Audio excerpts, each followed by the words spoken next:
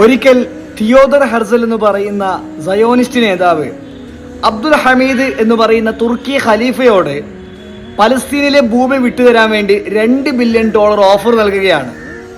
ആ സമയത്ത് തിയോദർ ഹെർസലിനോട് അബ്ദുൽ ഹമീദ് രാജാവ് പറയുന്നത്, നിങ്ങൾ ഈ ഭൂമി മുഴുവനും സ്വർണമാക്കി തന്നാലും പലസ്തീനിലെ 1 ഇഞ്ച് ഭൂമി പോലും ഞാൻ നിങ്ങൾക്ക് നൽകുകയില്ല.